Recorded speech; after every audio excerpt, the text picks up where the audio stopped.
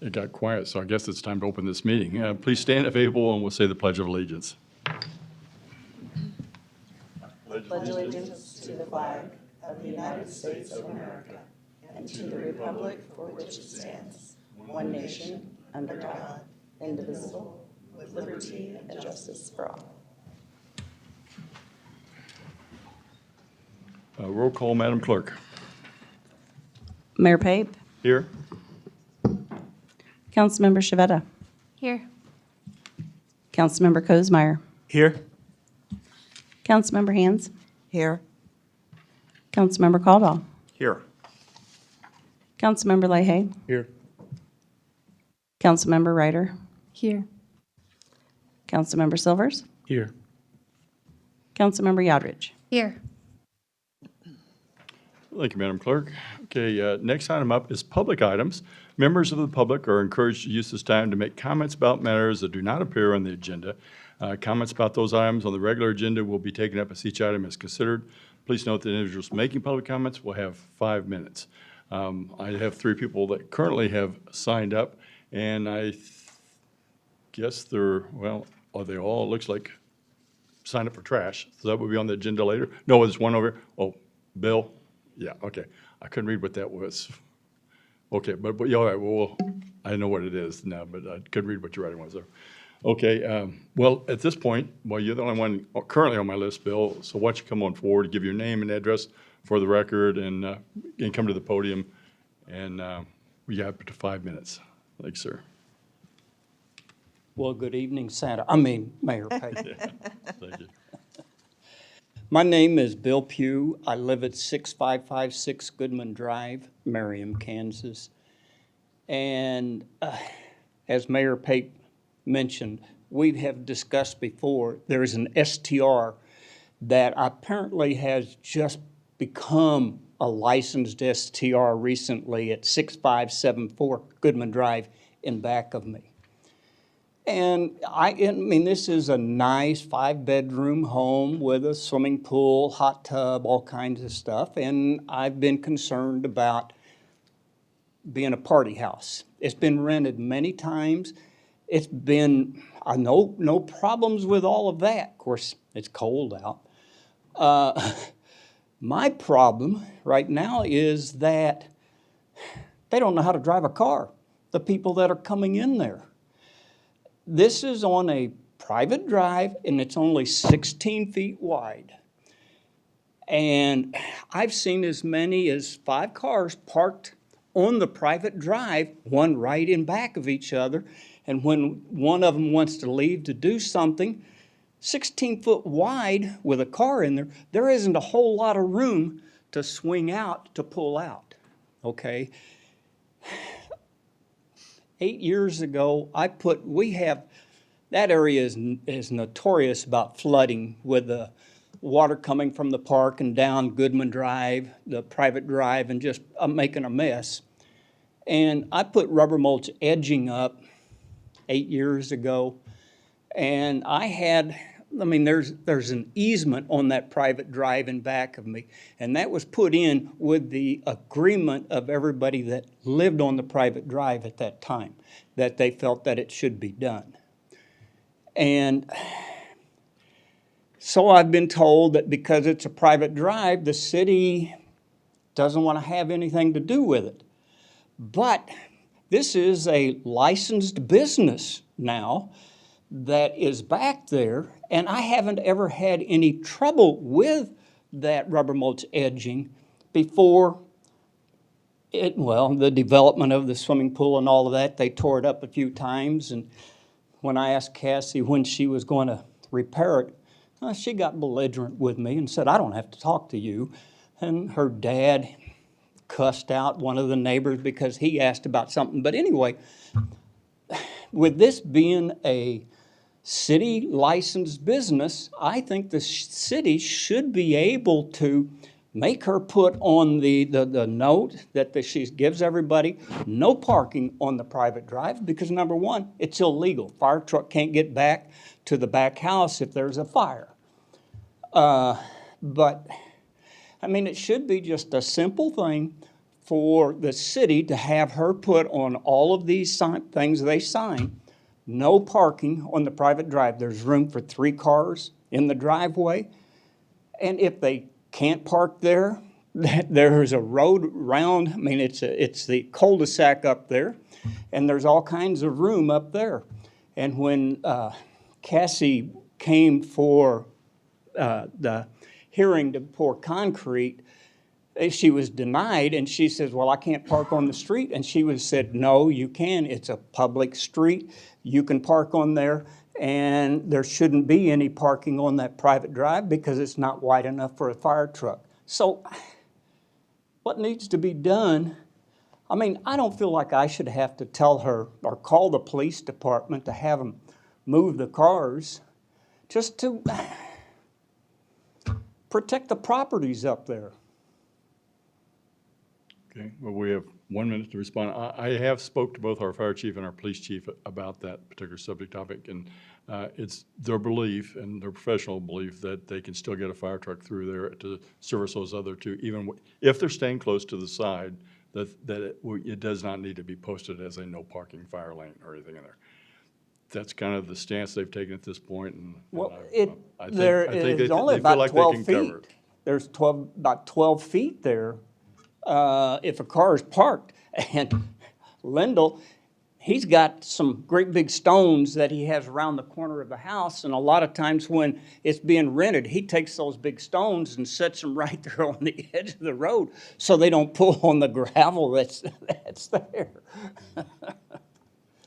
Well, at this point, I don't really have any solutions for you, sir. I know that they, are monitoring that and will believe at this time that they can still get back there, and don't feel a need to post that So as anything. you're saying that it wouldn't do me any good, like you said before, to go down and notify the police that there's cars parked on that private drive?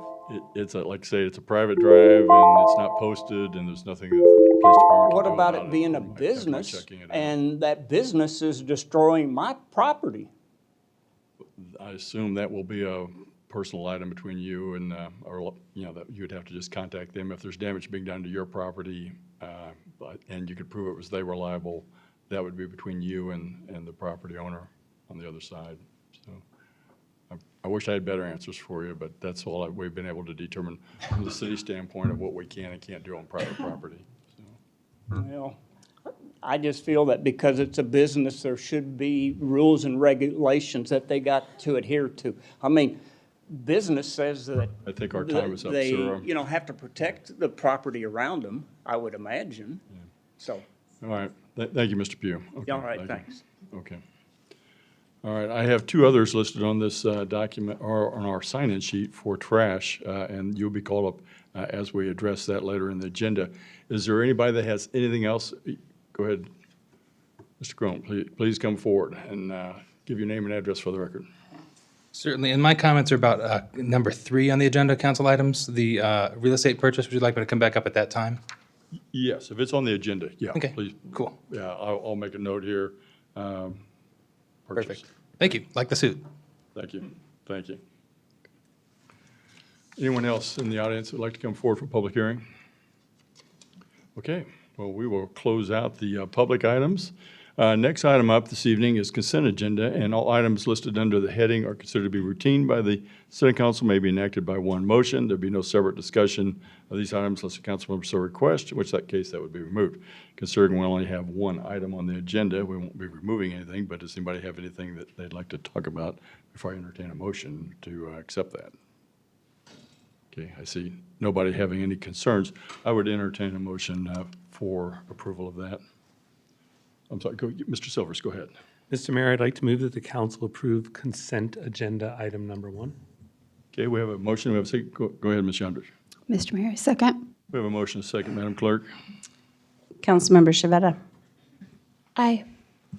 Councilmember Kosmeyer. Aye. Councilmember Hands. Aye. Councilmember Caldwell. Aye.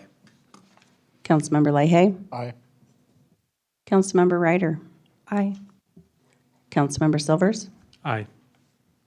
Councilmember Yodrich. Aye. Motion passes 8-0. Thank you, Madam Clerk. Next item up is in the mayor's report is consider approval of the 2025 legislative agenda. Looks like we may have Ms. Gard addressing us at the podium. Good evening.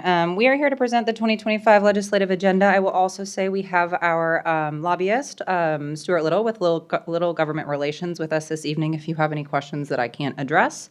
We don't have a ton of changes this year. I will say, just like previous years, we started with last year's agenda and just made some updates to that.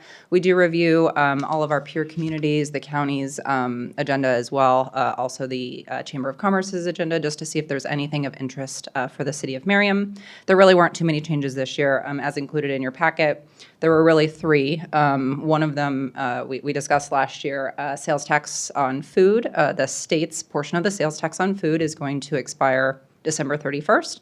So beginning January 1st, this is no longer an item that we need to discuss, which is very exciting. And then the other two items are really issues that the legislature has made clear that really just aren't going to be addressed. So we're recommending removing them from our program for this upcoming year. The revenue neutral rate, Senate Bill 13, and then any ad valorem property tax issues coming forward. With that, I'm happy to answer any questions. Do you have any questions for Ms. Gard? Okay. I see no questions. I would entertain a motion for that. Okay. We have, well, go ahead, Mr. Selfers. Mr. Mayor, I move that the council approve the 2025 legislative agenda as written. Thanks, sir. Ms. Shadrich? Mr. Mayor, second. Okay, Madam Clerk, we have a motion and a second. Councilmember Cosmeyer. Aye. Councilmember Hands. Aye. Councilmember Caldwell. Aye. Councilmember Leahy. Aye. Councilmember Ryder. Aye. Councilmember Silvers. Aye. Councilmember Yodridge. Aye. Councilmember Shavetta. Aye. Motion passes 8-0. Okay, thank you, Madam Clerk. Other items in the mayor's report, always like to talk a little bit about what's been happening the last couple of weeks. I attended an Overland Park Fire Department retirement breakfast, gave them the updates on things that are happening in Merriam.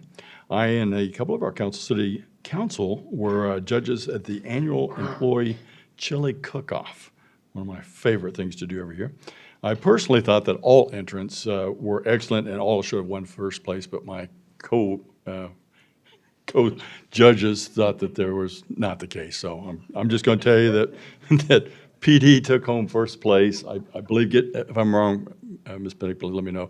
Edmund got second. That's correct. And then Park and Rec got third. Who was the Community third? Development. Community Development, excuse me. Sorry, Mr. Dyer. Way to go. Third places. You represented. Okay. But we want to thank all of our employees for the great work that they've done all year. I mean, we consistently get excellent satisfaction markings from when we do our surveys, and it's the employees that make the city. That's what makes it the great place that we are. So all of our thanks go out to them, and let's give all of our employees a round of applause for the great job they do. Thank you. Okay, I and Council President met with Mr. Engel to develop tonight's agenda. Okay, I and other council members attended the Tim Murphy Art Gallery opening. This event was a judging competition among high school students from all over the area. And I wished I could remember, or maybe I get a little help here from Ms. Slocum, Director Slocum. How many artists did we have represented? Do you know off the top of your head? 84 artists down there and over 100 works. And over 20 schools. I mean, if you have not seen that, it's amazing down there. Please go down there and take a look at it. It will be up till, when is its end date, Director Slocum? December 28th. December 28th, okay. Okay, so you have a time to get down there and take a look at all the works of art. These are high school students. I mean, they look like, well, they are professionals. So they're just professionals at a very young age. So it was really neat. Okay, so moving on. I and Council President and several city staff were fortunate to be on the panel that interviewed our finalist for the finance director position. And I'm pleased that we're going to be bringing that person forward later this evening for confirmation. I and several council members attended the Mayor's Christmas tree lighting down at our community center. Excited to have Mary Ruth Rand, which my understanding is that the word is centenarian. She was 100 years old. And she's we had a proclamation for her, but anyway, she was the one that actually flipped the switch to light the tree and light up the plaza, and it was a great turnout. We had hot chocolate by Caribou Coffee. We had games. We had an elf running around. We had, well, of course, the big event was Santa and Mrs. Claus came in on a fire truck this year. Thank you to our fire department. And they were escorted by our police department. So thank you to the police department for getting Santa down there safely. And, but anyway, a big thanks go out to our public works, our fire department, our police department, our community center staff, and all the work that went in to put on that event. It was, I don't know, there was like 1,000 people down there or something. It was, well, maybe a little bit less than that, but there was a lot of people, and I know a lot of kids were really happy. So I know I was really good, and I told Santa, and hopefully I'm gonna get everything I asked for. But that was, and we want to thank all those individuals and thank all the people that contribute. I know Caribou Coffee was one, and our Merriam Park Elementary School students, they sang for us, as they have for several years. We want to obviously reach out and thank them as well. But okay, and then last thing I have for the mayor's report is I just attended a Johnson County Kiwanis event and actually had several questions about our city that I addressed with that group. So that's all I have for the mayor's report. I don't know if I missed some other individuals that might have done something. I apologize if I did. Speak up now or forever hold your peace. Okay. All right, well, it looks like the next item up for us would be the public hearing to consider an organized collection plan for single waste hauler. And we have Discard at the podium.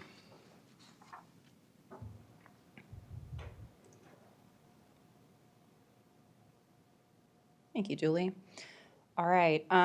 First, I'm going to lead this presentation tonight. A lot of people have put a lot of work into the efforts that we're bringing forward to this evening. We do have a few representatives from our work group that we put together that helped develop this plan. And so a lot of evenings, a lot of really hard work went into this. And with that being said, we took into all the public we've got a lot of public feedback so far. I know we're going to have some more here tonight, but a lot of feedback has gone into this. A lot of research has gone into this, a lot of thought. And so I want to thank everybody up to the process so far as to where we've been. So thank you before we get started. All right. What we're doing here tonight, this is a culmination of, like I said, a lot of hard work, not only from staff, but from the work group that was developed and also really the community in general. Tonight, you're here to adopt the organized collection plan, which does include the RFP to go out to bid. If nobody is familiar with bidding processes, we still don't know some information, and we won't know that until we get bids back. And so in order to do our due diligence, I'm going to say this probably 5 times tonight, in order to do our due diligence, we really should go through this process just to see what the results are.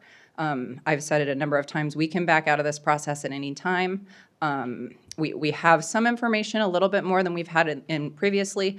We don't know how much this is going to cost, and we're not going to know how much this is going to cost until we go out to bid and ask the haulers to bid on it. And I'll go through that timeline with you here in a little bit, but I kind of just wanted to say that up front, and I'll probably say it 5 more times, but we don't know how much it's going to cost. We don't know who the hauler is going to be, and we won't know that until we get those bids back. But this is a statutory process. This public hearing is required by state law to be held before you all can consider the collection plan. Again, we can stop this process at any time. We've heard from lots and lots and lots of people, lots of residents about all sorts of feedback. And again, we still don't have specifics. We don't know how much this is going to cost. We don't know who the service provider is going to be. We don't know what day of the week your trash is going to be picked up. Again, not until we get those results from the bid back. If we go back to the first conversation we had about this, you all developed purpose and goals for why we're even going through this process. We want to make sure that we provide the best service to our residents. We also want to make sure, we've heard a lot of complaints about contracts and individuals holding their own contracts, not being able to negotiate well, et cetera. We believe the oversight of a city contract, that would be a little bit easier. We really do think that this is going to be a decrease of cost to residents. Again, I can't tell you exactly what that's going to look like until we get those bids back, but we really do, especially in comparison to all of our neighboring communities that also have a single hauler, we really think that this is going to be a cost savings to residents. It will reduce the quantity of trucks on the streets. Rather than having 5 haulers go down all our residential streets, we will have 1. With that, it would obviously decrease vehicle emissions, noise pollution, et cetera, and also just less trucks on the roads, especially in our residential areas. We've talked about this a lot, a number of times already this year. If you recall, you received the citizen satisfaction survey results back in June. There was a question within that survey asking the community if the city should pursue investigating a single hauler. The result of that was yes. So therefore, we had a presentation with more information, gave that to you in July, where you directed us, yes, please investigate. We started that process. Again, it's a statutory process outlined by state statute. We're following that exactly. And we had that first public hearing back in August. We heard from a number of residents and have heard. I'm going to talk a little bit more about how we did that communication. But again, we've heard from a number of residents, and ultimately you all adopted that resolution in October, which really kicked off the process of developing the plan that you all are considering tonight. I mentioned we did develop a work group of a number of Merriam residents, along with a couple council members. Trash haulers, licensed trash haulers were also invited to those meetings, and a few of them did participate. And like I said, we had a number of public communication aspects since we've started talking about this. It was in a number of our highlights, every highlight magazine we've had since summer of last year. We do have a dedicated webpage to this. That webpage is still active. On that webpage is where you've received all of the literal written comments and feedback. That's still active today. People are more than welcome to go fill that out. And we've posted it on social media, all of our social media pages, dozens of times. And so collected all that feedback and really took that into account when developing this plan, also shared it with you all. This is one of the similar slides that we saw in our last presentation, but we had a number of themes for feedback. We don't know the answers to all of these questions, and we won't know the answers to all of these questions until we go through this bid process. However, it did direct a lot of our conversation when we were developing the plan because we could set parameters around a number of these items, which is included in your packet. Okay, so what is the organized collection plan that you all are considering this evening? It was developed during those public meetings with that work group. Again, by state statute, the haulers are required to be notified of those meetings. Again, they were. And it was actually suggested not only from the work group that licensed Merriam haulers that are licensed in Merriam be invited to those meetings, but haulers that are licensed in Johnson County, because there are a few more that service outside of Merriam that could possibly be interested in this process. And so they were notified as well. But the plan specifically outlines the details of the request for proposal, the details of the bid. Who service is going to be, who's going to receive this service, what the expectations for collection are, so how often trash, recycling, and yard waste is going to be picked up, if there are any restrictions to that, bin size, et cetera. If we do have any restrictions for scheduling or routes, for example, in the RFP, we did specify that all 3 services have to be picked up on the same day at a single residence. So we don't want 3 trucks a week. We want 3 trucks a day, and then it's just over and done with. Container management, who owns the bins, how we do the change out of that, what sizes they are, et cetera, all outlined in the RFP. Customer service expectations, I will say the work group had a lot of conversation about that and who residents are going to be contacted, who residents are going to contact for customer service. And so that is all outlined in the RFP as well. Any insurance requirements that we're going to require from the haulers, and then also the collection plan establishes how we're going to bill back to the residents, and that's going to be a solid waste fee assessed on the property tax bill for the residents. Also, the evaluation criteria for the RFP, so once we get those bids back, if we do want to solely go with low price, we can totally do that, but there's some other criteria in the RFP evaluation criteria as well. Any implementation timelines or RFP response timelines. And again, the state statute requires we have detailed justification for any of those program assessments. We assess it back to the residents. All included in the RFP.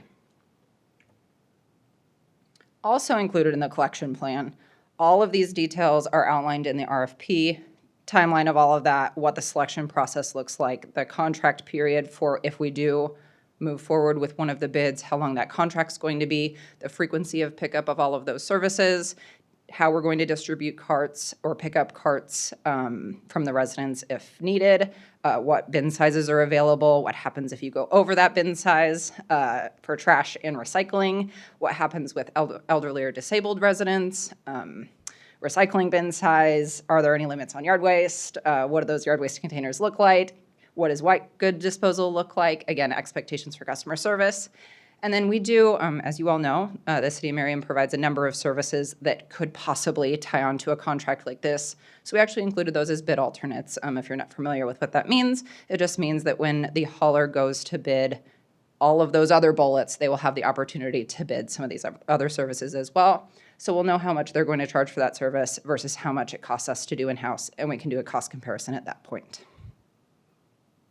Questions on this slide? Any questions? from That Ms. was a Gardner? lot of information. It's all, if you read the RFP, it would make a lot of sense. It's all included in there. It did. Okay. I think we're good. There are things that are not included in the RFP. I don't know how much it's going to cost. We won't know that until we get the bid price back. We won't know the service provider until we get those bids back. I don't know what day your trash is going to get picked up. That's all contract negotiation if you all even choose to move forward with any of the bids that we receive. Again, you can stop this process at any time, but we just don't know these answers until we get through this process right now today. If you choose to move forward with the process today, you will adopt the organized collection plan after you hear from our residents this evening. We will go through a bidding process. I did promise the haulers I wouldn't make them bid over Christmas, so in January we'll release those bids. I believe it's a 6-week process for them to get those bids back to us so we can start looking at what those look like. Have an evaluation process for those who return the bids, and then bring forward a recommendation to the City Council in April establishing a collection plan, again, if that's the direction the council wants to go. Given that, we do, pending contract negotiations, get to this point, January 2026 start. That's a really loose date. I almost didn't even put this in here because it is solely contract negotiations with whomever we select for the bid. And then per state statute, there is an 18-month window for individual service contracts to expire. So assuming that that's the relative timeline, October of 2026, we would be fully on a single hauler program. With that, I'm happy to answer any questions. I know we have another number of residents that want to speak as well. Any questions from Ms. Gardner at this point? Go ahead. Yeah, we have Connell. HOAs that currently negotiate their own contracts. Will they be included in this? So there, it's written Opt two out or- ways. Yep. So actually in the base bid, they are included. We include all residents, including any of those that are in HOAs. There is a bid alternate for the hauler to alternatively bid the price excluding HOAs. So we'll essentially know how much it costs to not include residents within HOAs. Go ahead, Mr. Silvers. First of all, I think you and the rest of the committee did an amazing job putting this together. One thing I did not see in the agenda or in your portion of this, of the agenda, is reminding people about how this is not a tax. Can you explain how this will be funded? Absolutely, yeah. So currently, I'm assuming you're not in an HOA. If you are, you probably pay it to your HOA, is who you pay. Assuming you're not in an HOA, you pay the hauler directly right now, whether that's quarterly, monthly, however you pay, you write them a check, they take it out of your direct deposit, whatever, however it works. You would no longer make that payment directly to the hauler. The city would ultimately consume the entirety of that contract. We would pay the contract up front and then assess fees back to the residents on their property tax bill. You pay that twice a year, as you all know, so it would be another line on your property tax bill. A new line on your property tax bill, we will hear you're adding a new tax to us, but I am almost certain it will be a cheaper fee paid twice a year on your property tax bill than you would be paying individually to the hauler. I'm almost certain of it. Oh, go ahead, Mr. Kuzma. Are we going to have an opportunity for questions during the council items section of this, or should we get all of our questions out now? Well, if you have questions concerning what's been delved into right now, we're going to have an opportunity, obviously, to ask Ms. Gard questions. Then I'm going to have, open up the public hearing. We're Yeah. going to talk to our residents, let them ask questions, which might provide some other questions that you might have after that. Then we can call staff back up to answer those at that time. But if you have any now that before the public hearing, Okay. please address them. now. Yeah, so I know that we won't know what it might cost until after we get the bids, and then we can make our decision. Do you have like an idea of what people here in Merriam are paying? Like, I know that I personally am paying like $504 per year assessed quarterly to KC disposal because it just went up in like August or something. But I'm just curious what everybody else is paying. Absolutely. and We then- actually asked that question in our citizen satisfaction survey earlier this year. How much do you currently pay for trash services was question 18 on our community survey. 21% said $81 to $100, over 40% said over $100. And then there was some very small percentages of $61 or less, but that was a very small fraction of how much people are paying. But that's not like, do we know like on an annualized? Yep, and then the following question was how frequently that was, whether that's quarterly, monthly, weekly, or yearly. Yeah, most of them were quarterly. Okay. Any other questions, Mr. Kuzmeyer? Okay, moving on down. Mr. Silvers? Well, I have a statement more so than a question. The one thing that I think I've learned when after this topic came up is neighbors don't talk to neighbors about how much they pay for trash. But when you start talking to your neighbors, you learn that it's very lopsided, and a lot of people get in on a very low price when they're switching trash haulers, or if they call and complain that their fee went up. But if you don't complain and you stick with the same hauler for a while, your price could go up considerably. And so I think what might be a good result that could come from this is that could level out. But to kind of help answer your question is I don't think there is a set price across the board. Yeah, and I will say that's actually a really good point that I didn't bring up. We had a long conversation during our work group talking about price escalation and what that would look like in a contract. And so ultimately, when we set the term of the contract at 5 years, we have a very set price escalation in there with a cap, essentially, a cap increase every year. Thank you. Go ahead, Mr. Lahey. I had two lighter kind of comments that maybe you can touch on briefly. One was the alternate services that we asked the providers to, I guess, offer or inform us if they offer any alternative services. Can you talk briefly on that? Yeah, great question. We did, just because we know there are lots of services out there that aren't included in this contract, we wanted to just see of the haulers that are going to respond, if they do have any ancillary services that we haven't mentioned. I don't want to promise anything, but glass recycling, I think, is one of them. Discounts on dumpster rental might be one of them. So just for them to list any ancillary services that could possibly be provided as a benefit to Merriam residents.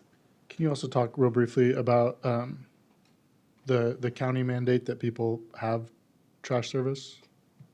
That's correct. The county and actually also the city ordinances require that individual residences have trash service by a licensed trash hauler. Okay, that's all. Thank you. Thank you, Mr.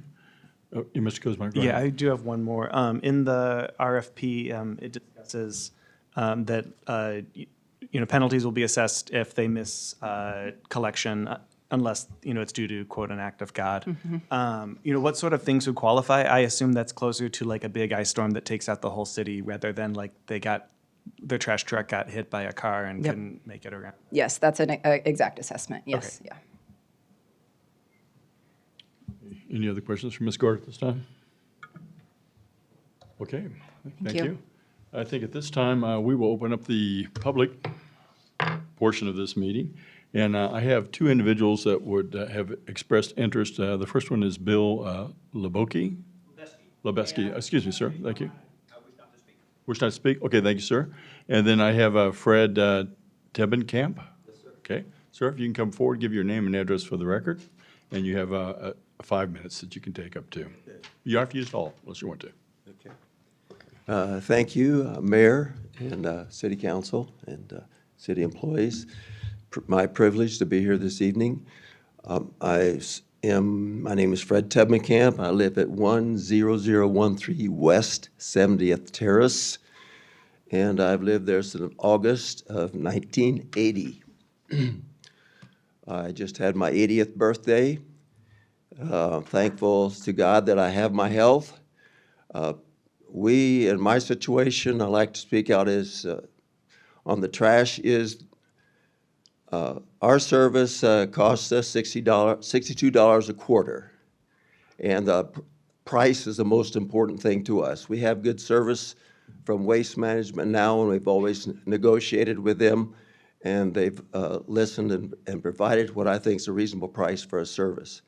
So my concern is that the hauler and the price is unknown, and I'm not interested in leveling it out. I think the best way to handle business is through the private sector. We have people who do this for a living, that's a business, and I want to negotiate with them. I don't want to go through a third party. I think this is a foolish idea. I think it's not going to work for me, and I doubt that you can provide a better price to me or a better service than I'm getting now. So in general, I'm skeptical of the concept. I don't think it's a good idea, and I'm concerned about once we enter it, and if things backfire and we have backlash, how do we get out of it? In the meantime, I'm going to be paying more for a service and not be happy.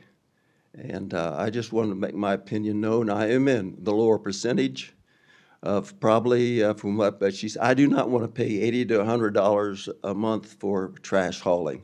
So I can't state it any more clearly than that. I want, once again, I don't think this is a business for the city to get involved in. I think it should be left to the private sector, and we have wonderful services out there. Let's rely upon them. Let's stay out of it. Okay. Thank you, Mr. Stomachap. Is there anyone else who would like to come forward at this time about the trash issue? This would be specifically about the trash. Okay, go ahead. Mr. Cronin, go ahead. Name and address. Thank you, sir. Billy Crone, 6633 Wed Street. I heard from two of my neighbors this afternoon about single hauler. They reached out to me and told me they opposed mandatory single hauler. I did not go out and ask the neighborhood this time. I have in the past talked with my neighbors and gathered their input. I didn't even ask. They came to me, one of them even bringing cinnamon rolls and talking to me on my front porch. That was nice. Sadly, neither of them are here. And I asked them why. And they both said some variation of it would be a waste of their time. They felt like the council's made up their mind and it's not going to matter what they say. And I encouraged them to please come. They're not here. And I think that is telling and something we should work to fix. That is something that you can dispel by your actions tonight. I read the council packet and I noticed that it would be Merriam branded bins. What will the carbon footprint be of 8,000 plus Merriam brand? No, it's not in the packet? Because I read something to that effect. What's going to happen if we commit to one hauler and then that hauler has business problems and they're unable to staff their trucks? That has happened in Johnson County in the time that I've lived here, leaving some houses without trash service, or they could change and go to another hauler. But if you take away that freedom to change, the freedom to control who provides trash service to our homes, then we may end up having problems. And I guess you can find them every day. Good luck collecting on that. Other cities have had problems in Johnson County. But that's another concern that is shared by other residents. You presented pros and cons months ago about this, and even the slides that you guys approved, that the staff authored, noted that this was a type of socialism, that it went against free market. There's not words that I wrote down and waved up. They were on this projector right here. And I think it's telling that even staff noted that.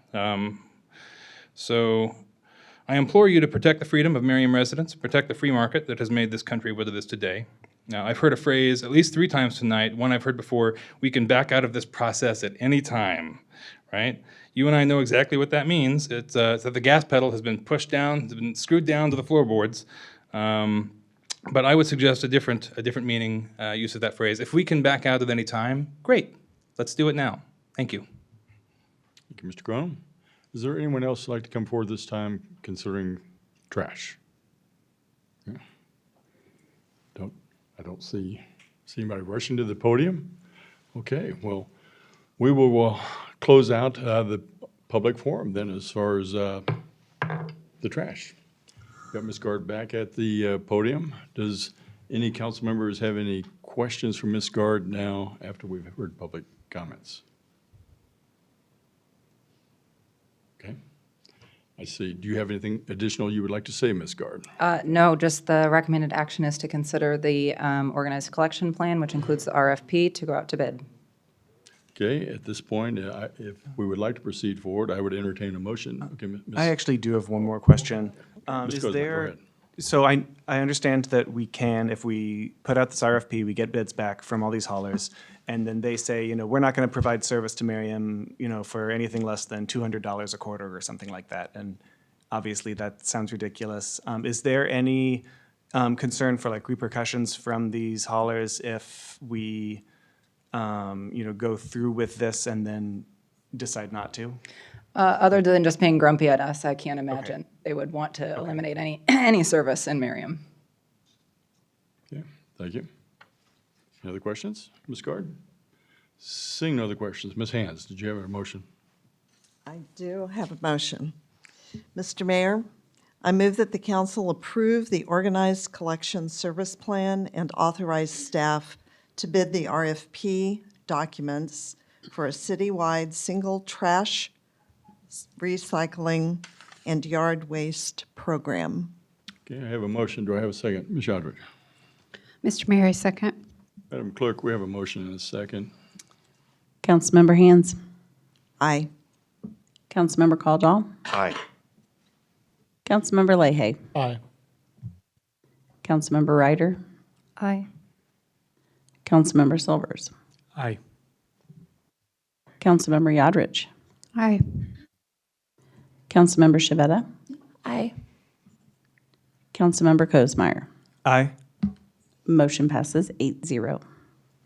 Thank you, Madam Clerk. Thank you all. Okay, please pass on to the committee that they really did a good job, and we appreciate all the information that was dumped into that plan. Joke there on that. Yes, looks like we have the next item coming up here. We've got Mr. Engel to the podium. Looks like Thank you, Mayor, 200,000 coming up. Council. Next item on your agenda is consider a payment to the United States Army Corps of Engineers for a payment of $300,000 for engineering for Upper Turkey Creek. Oh, wait a minute. Is that the next item on the agenda? Yes, I'm just wondering if no, we're still good, right, Mr. Crone? Yeah. Yeah, okay, never mind, I'm sorry to interrupt. I thought he was reaching up and that maybe I missed it, but we haven't got there yet. Sure. Downtown Merriam has a history of flooding. We started working with the Army Corps of Engineers back in about 2002, and by 2015, we had a plan to remediate much of the flooding downtown. And at that point in time, it sat at the appropriations level with the United States Congress. On June 13th, well, a little bit prior to June 13th of 2022, we received word that a large chunk of that funding had been appropriated as part of the infrastructure bill. So on June 13th of 2022, the City Council approved a design agreement with the Corps for engineering and a lot of the make-ready work to get us to the point to decide what the actual solution was. It was more to validate that feasibility study from 2015. When we signed that agreement, we agreed that at the beginning of every year, there would be an additional appropriation to continue that workflow.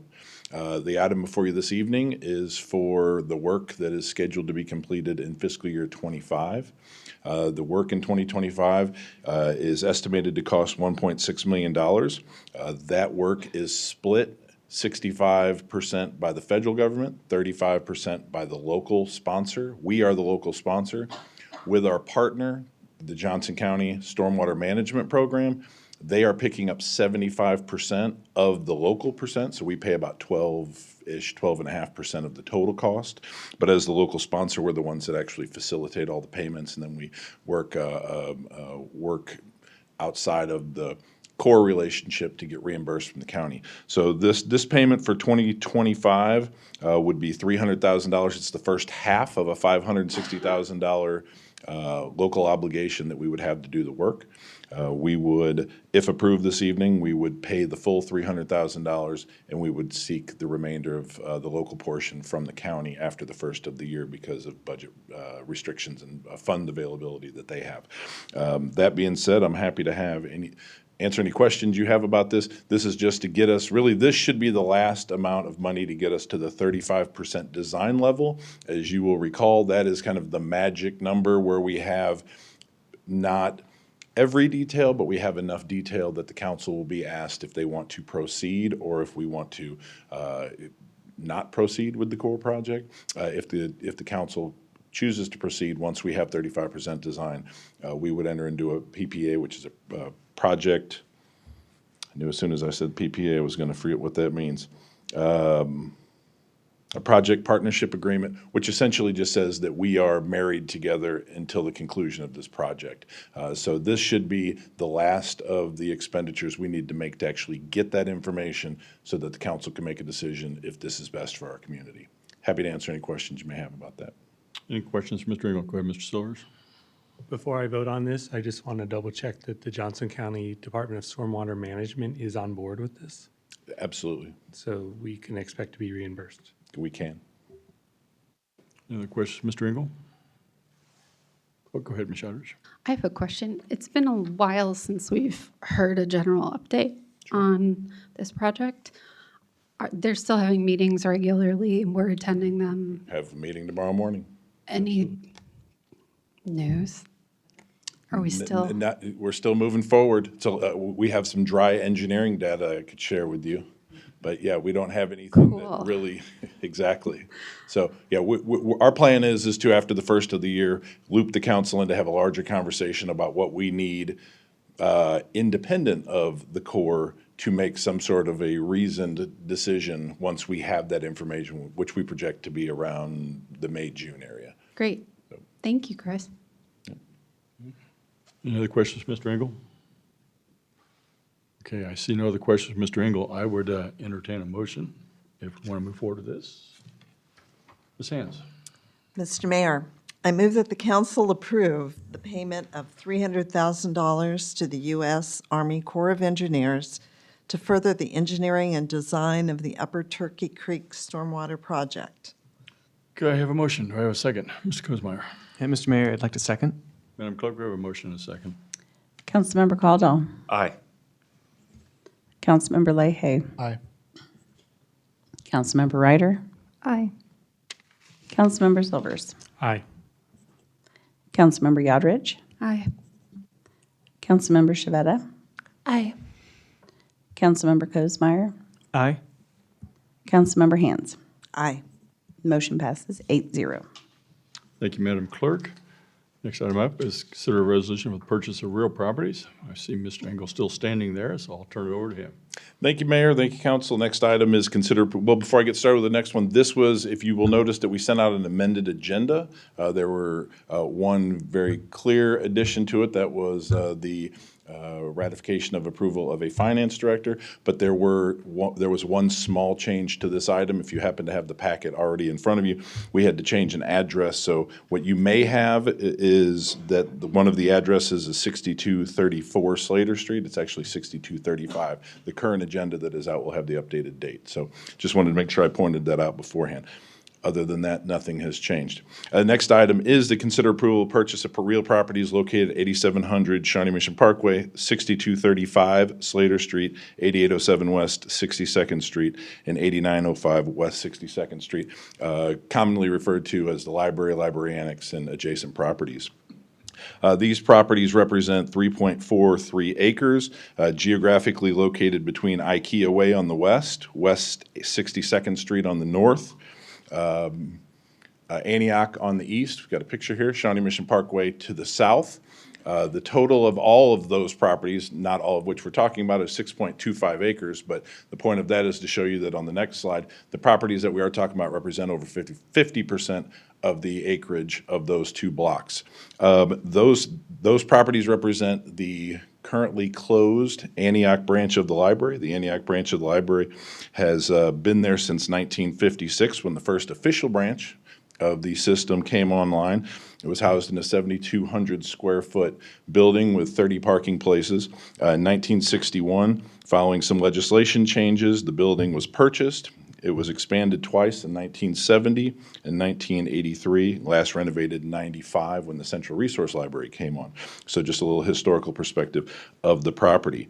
Zoom forward from 95. In 2013, for those that were around or those that remember, we had a public process, a PSP, a Planning Sustainable Places grant, that was a public process that included stakeholders, businesses, residents, elected officials, and staff to imagine the Shawnee Mission Parkway corridor, a future version of the Shawnee Mission Parkway corridor, which I have a couple of renderings to share with you. That was approved in 2013. As you can see, there's some drastic change in some of those. There was, I believe, 6 different scenarios of a future of that area. The south part of that, Shawnee Mission Parkway, cuts through the middle. South part of that is where Merriam Grand Station currently is under construction. The north part of that is the library, gas station, adjacent properties, and also includes U.S. Bank to the northeast of the intersection of Antioch and Shawnee Mission Parkway.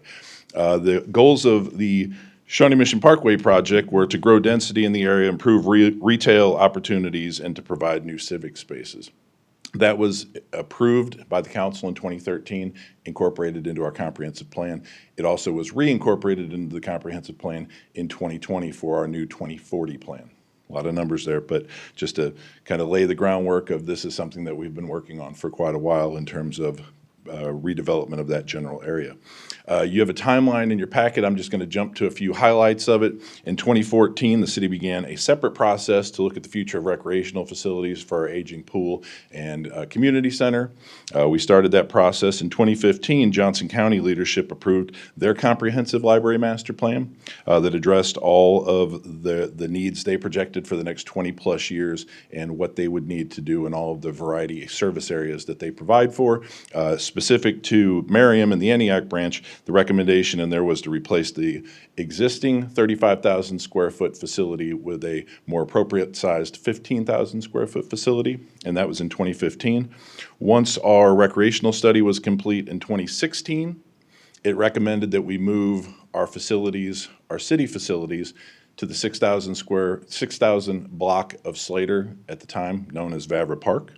When we looked at that and looked at the library, looked at the master plan for the Shawnee Mission Parkway corridor, we started to have some conversations with the library and the county about the possibility of co-locating our facilities. Since we were going to need 2 new facilities, it didn't make a whole lot of sense to library leadership or us to have 2 brand new buildings and all of the things that come with brand new buildings literally be built a block apart from each other, which I think is a lot of wisdom on the part of the leadership of both the library and the city and the county, all parties involved.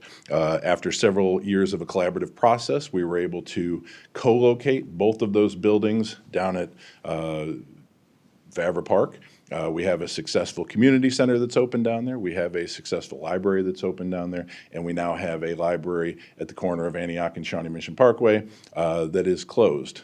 Seeing the opportunities that existed there because of the development that we had concurrent to all of that planning and construction started to occur at Merriam Grand Station, we started to have some internal conversations about what are some things we want to see there? What are some things we don't want to see there? We started to be approached by folks that had interest in that property, and some of those things were exciting, some of those things were less than exciting. As we started to think about how we could best control development at that site, we had a conversation at the council level, and it was decided that if the library board would be willing to sell to us, we could ensure the highest and best use for the future of that property and our residents if we were to acquire that property. So at that point in time, we approached the library, made a formal offer to them. The contract that's in front of you this evening reflects the terms of that contract. That contract price was based on an appraisal as we tried to figure out what was the most appropriate price for a sale and also for a purchase and also a sale between the library. Again, there's 2 sides to this transaction should it occur.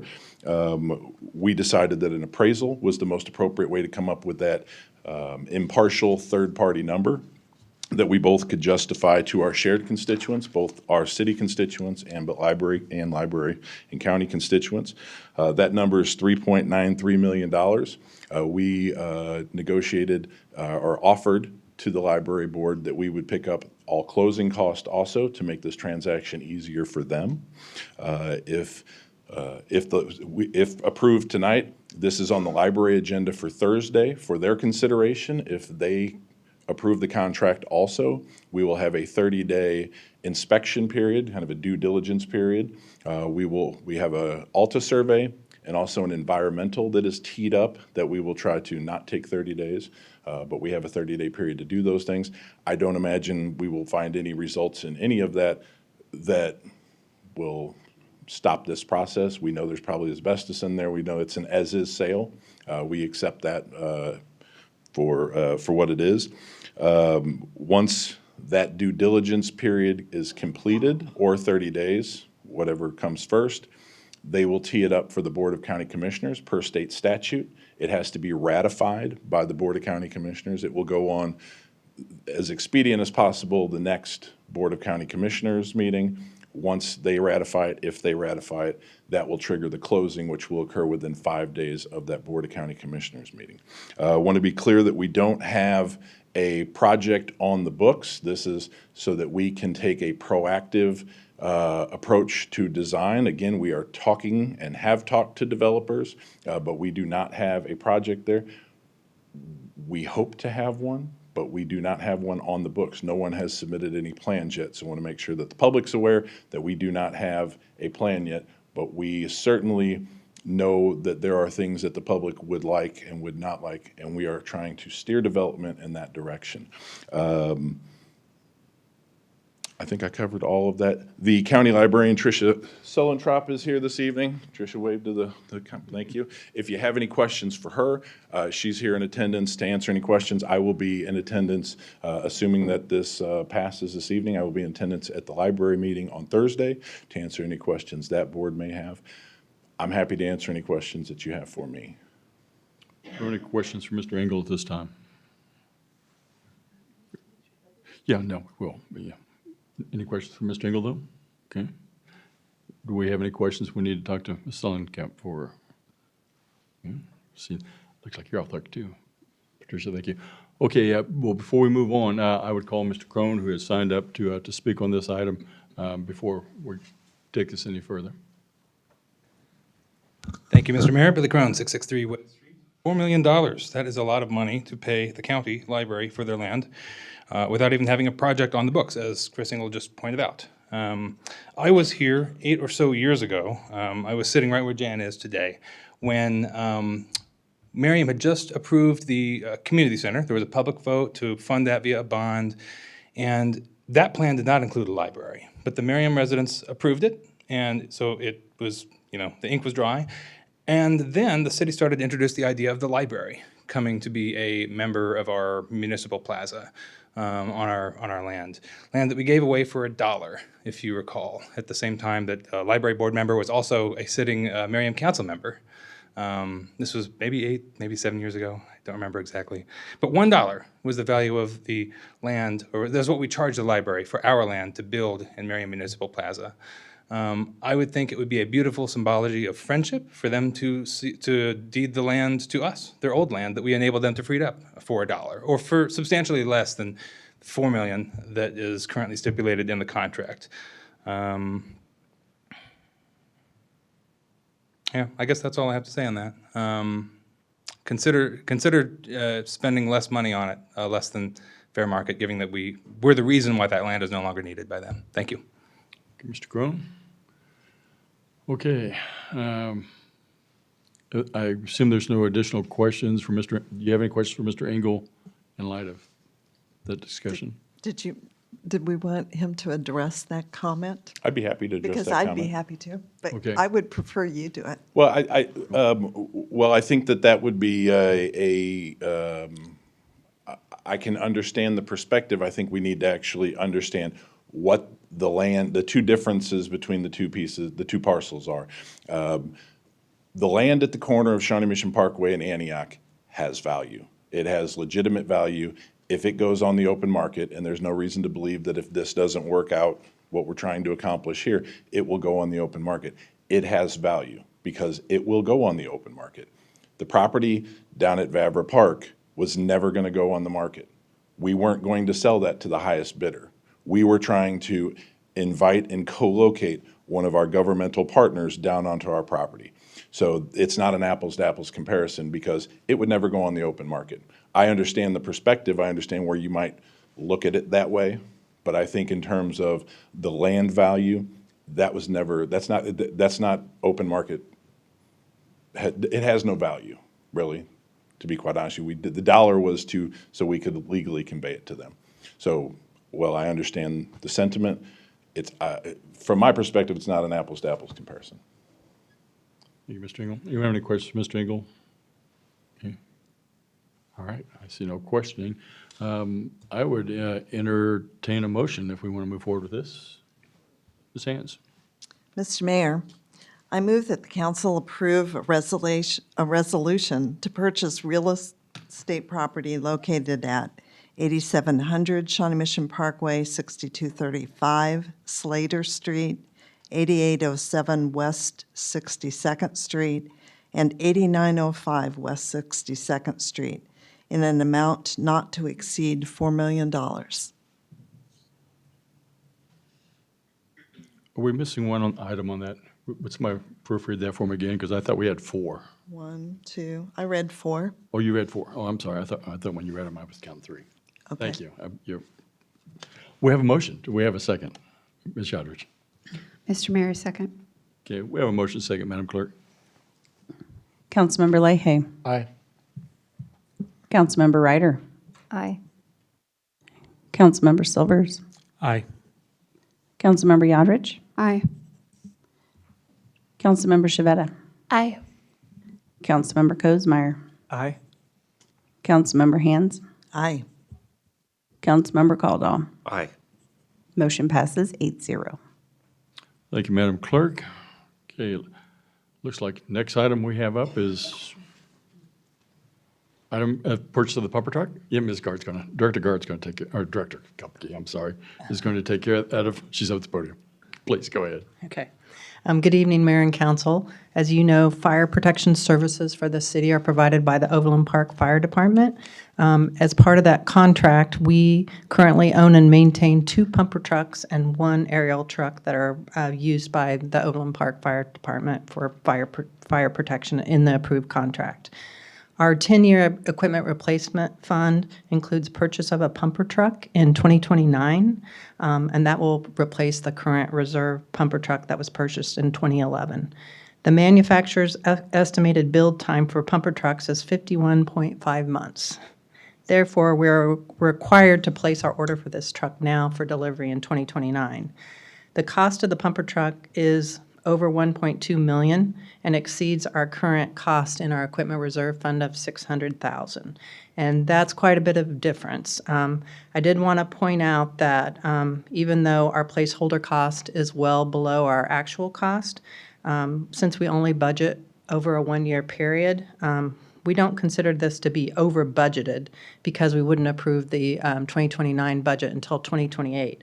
However, we do believe that it's under projected.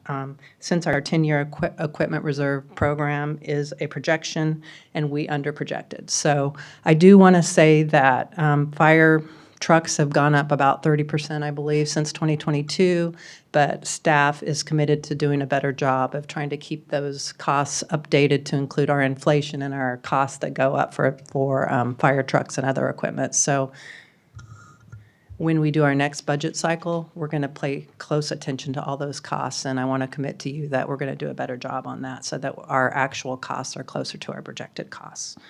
So if the council approves the purchase of the pumper truck, no funds are required until delivery in 2029, but this will allow the manufacturer to begin building it, and so we will have it delivered by then. And during our next budget cycle, we'll go ahead and update our costs in the equipment replacement fund to reflect this new cost.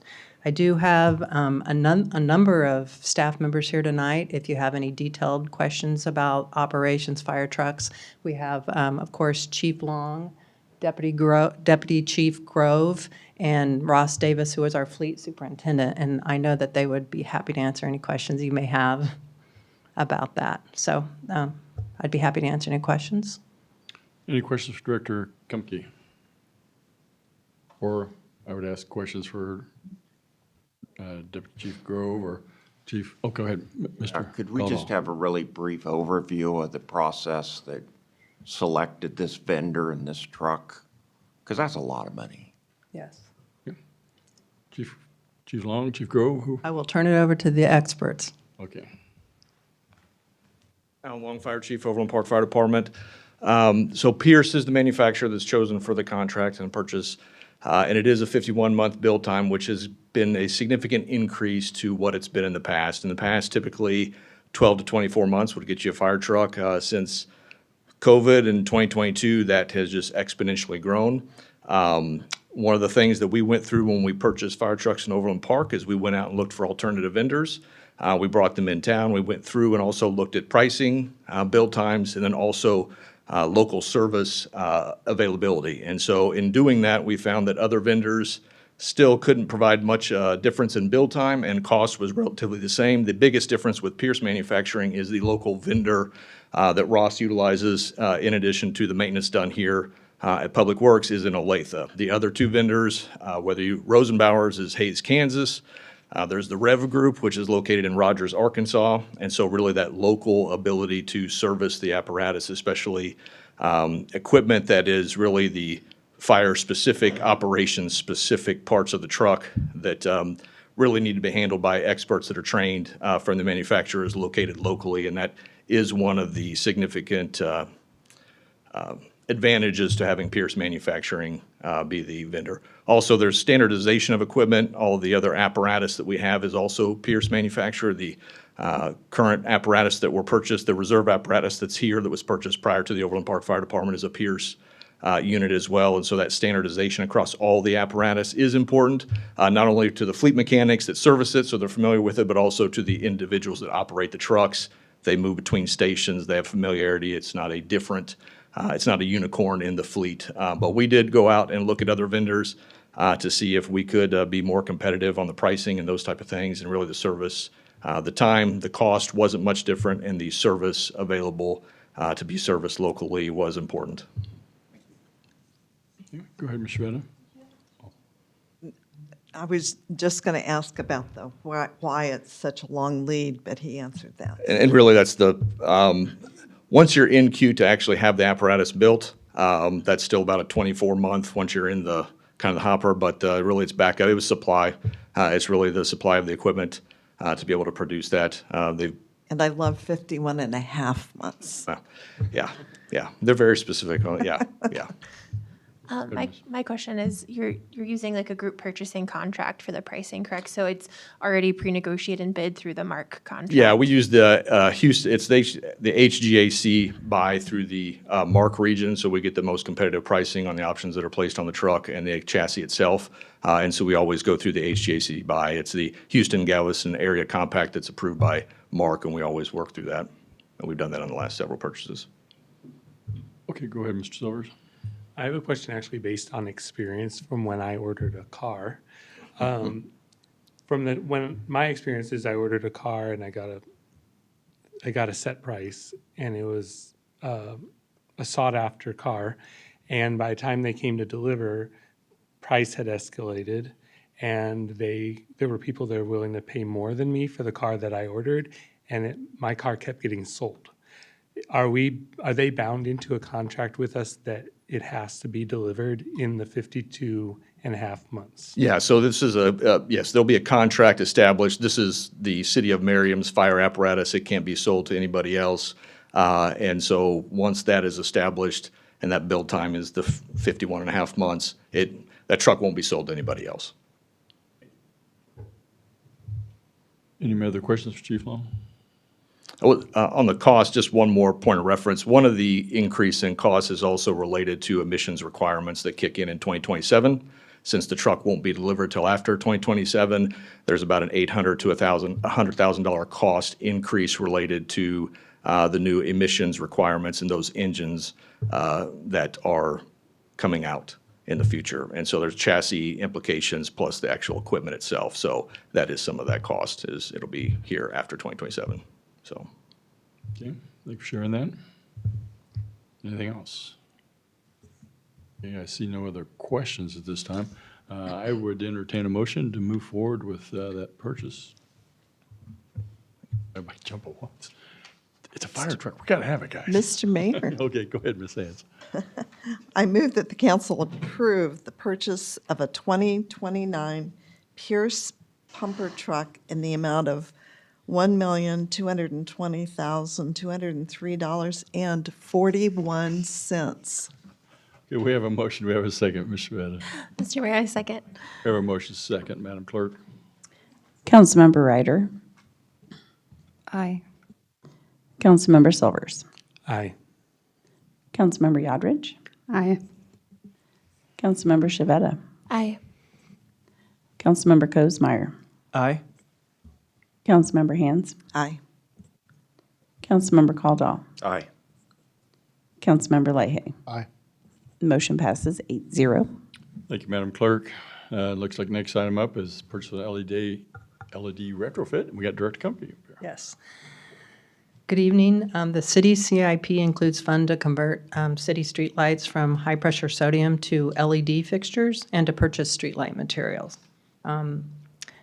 As you know, that we received carbon reduction program funds earlier this year, and we're waiting to have those delivered at the end of December. And once those LEDs are installed, 1,091 of our existing 1,864 streetlights will have been converted to LEDs. So we're making good progress, and we're going to continue until we convert all those.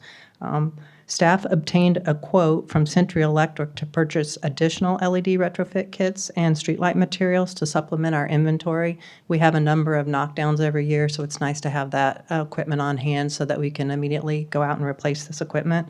Century Electric is our sole source vendor who provides that retrofit kits and streetlight materials that we use in Merriam. So the quote included a number of different items that are listed in your packet, but various types of luminaires and decorative streetlight poles along Shawnee Mission Parkway, the Antioch Bridge, and Ontario streets, as well as LEDs. So the cost for these materials is $272,632, and I would recommend your approval. Do you have any questions for Director Company? Go ahead, Ms. Yodridge. Oh, no questions, but would you like to make a motion? Yeah, I was going to motion it. Please go ahead. All right. Mr. Mayor, I move that the council approve the purchase of LED retrofit kits and streetlight materials in the amount of $272,632. Thank you. We have a motion. We have a second. Mr. Silvers. Mr. Mayor, I second that. Okay. Madam Clerk, we got a motion second. Councilmember Silvers. Aye.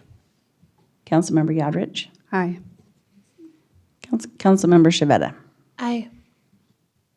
Councilmember Kozmeyer. Aye. Councilmember Hands. Aye. Councilmember Caldwell. Aye. Councilmember Leahy. Aye. Councilmember Ryder. Aye. Motion passes 8-0. Thank you, Madam Clerk. Looks like next item up be confirm the appointment of Megan Borth. We are very excited to bring forward this item tonight. Thank you for allowing us to amend the agenda. I will get into kind of our timeline here in just a second. Earlier this year, as you know, we did lose our finance director, Donna Oliver. Had a different opportunity, and so we went on a nationwide search for a finance director, and we were lucky enough to have someone locally, actually, who was our top candidate.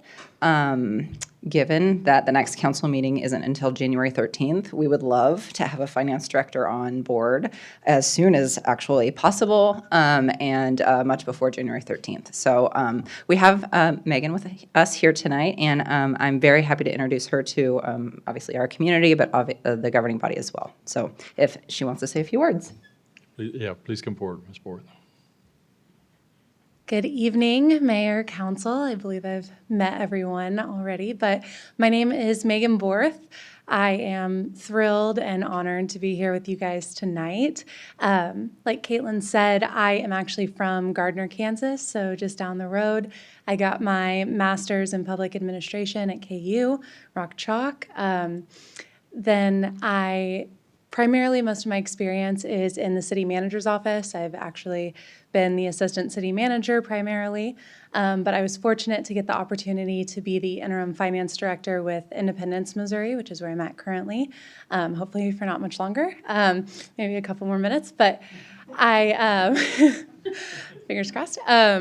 But I've been there for about 8 or 9 months now, and I have truly fallen in love with the position and the duties and what it means to be a department head of an internal service. And so I believe that sort of my strengths and my experience really aligns well with Merriam's goals and vision and what y'all are trying to achieve here. So I threw my name in the hat, and like I said, I'm so excited to be here. I think that Merriam is a community I would love to grow some roots in and stay here as long as y'all will have me. So with that and your approval, I'd love to get to work. So thank you, guys. Thank you, Ms. Borth. Okay, does anyone have any questions for Ms. Guard, or I guess Ms. Borth? We can call her back up if you have any, but assume there's none. Okay. Well, I would entertain a motion then. If we would like to, Ms. Hans, were you getting ready to raise your hand? Or? I was. Okay, go ahead then, please. Yes. Mr. Mayor, I'd like to move that the council confirm the appointment of Megan Borth as our finance director. Okay, we have a motion. Do we have a second? Okay, Ms. Yadrich. Mr. Mayor, I second. Okay, we have a motion and a second, Madam Clerk. Councilmember Yodrich. Aye. Councilmember Shavetta. Aye. Councilmember Kozmeyer. Aye. Councilmember Hands. Aye. Councilmember Caldwell. Aye. Councilmember Leahy. Aye. Councilmember Ryder. Aye. Councilmember Silvers. Aye. Motion passes 8-0. There you go. Well, congratulations, Director Borth. Mr. Mayor, I just want to point out that she has promised to teach us all how to use y'all properly. Y'all, yeah. Did you guys pick up on that? It's so cute. Okay. We're going to learn that. All right. Next item up, I believe, this evening is a CIP update from staff. It looks like Director Kumpke is up at the podium. The December CIP update is in your packet, and I'd be happy to answer any questions you have about any of the projects. I did want to touch briefly on the undergrounding utilities project on Shawnee Mission Parkway. As you've probably noticed, is that they began work last week, and we're going to expect to see a lot of traffic control and lane closures on Shawnee Mission Parkway for the next 3-4 months up to July. Right now, they've started digging manholes just east of I-35 to EB Avenue. So the traffic control has a lane drop there, but they're going to be moving farther east towards just east of Antioch over time as they go. So trying not to close down the whole lane, but they'll continue to move forward.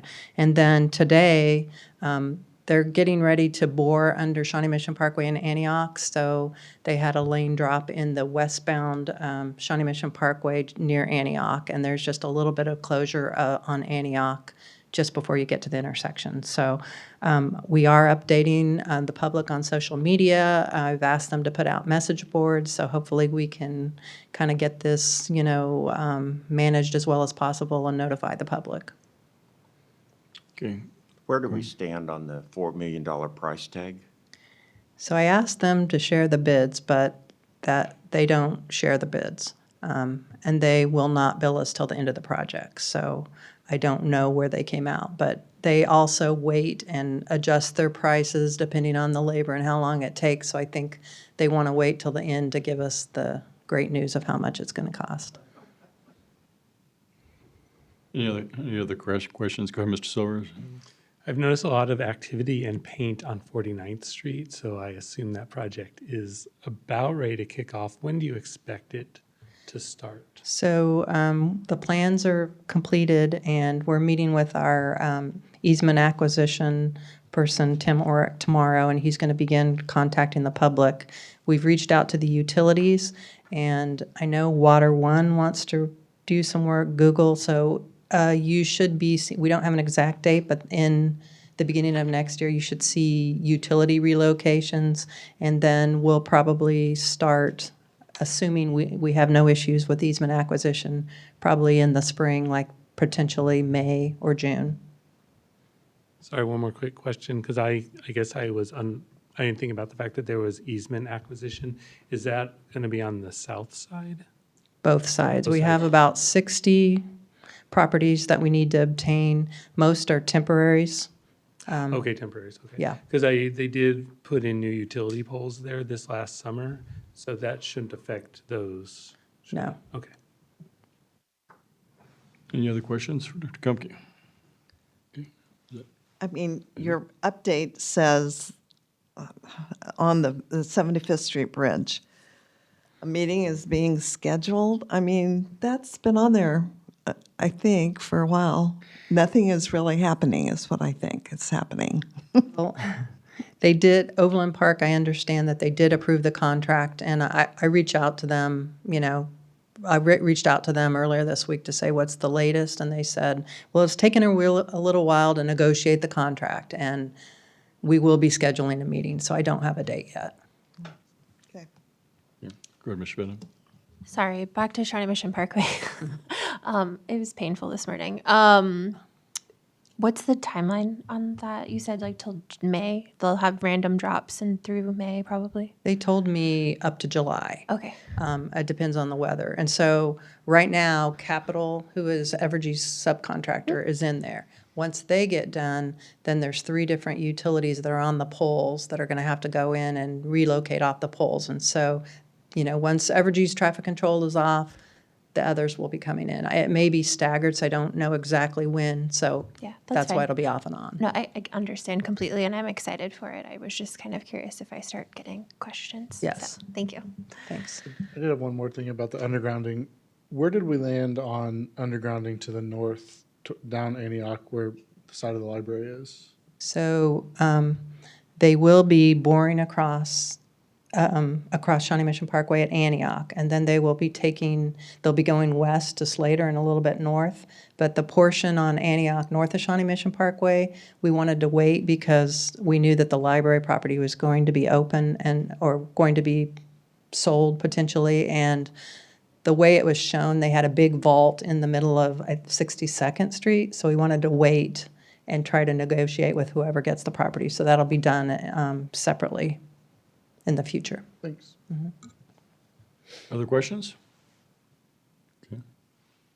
I see no other questions. Okay, thank you. Thank Dr. you. Kumke.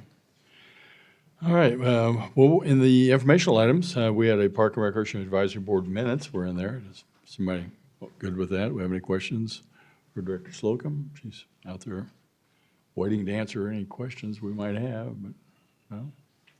Okay. I don't assume we have an executive session this evening. Mr. Engel, do you have any staff items for council? Just simply on behalf of the staff, I want to thank the council for your continued support. We got together on Wednesday to celebrate the year's successes. We always are very appreciative that the council continues to support all the things that we do to make Merriam a special place to work, live, play, all of those things. So thank you on behalf of staff. Please take a plant, so they're not here in January and gray when you come back. That's what they're here for. Thank you to Public Works for getting those. I assume that's where those came from. Other than that, I'm happy to answer any questions you may have. Any questions for Mr. Engel? Gosh, I see no questions for Mr. Engel. At this point, I don't have anything else. Are we going to entertain a motion for? Well, Oh, I yes, don't know. I have one comment before I would make a motion. Oh, okay, well, please make comments. And that this is the last council meeting for the year. So, see you next year. See you next year, is that right? Well, I do have a Christmas joke, I guess I Oh, could say dear, here, since no. you did postpone that. Mr. Mayor, I move we adjourn. I second. All right, we have a I motion and a second. second, Madam Clerk. I guess I could, any of you that want to hear this joke, let me know. I'll see you after meeting. Please. Was that actually your motion? Go ahead. I accept your motion, Mr. Lay. Okay. And I second it. Okay. All in favor? Aye. Meeting's adjourned with no joke. Yeah.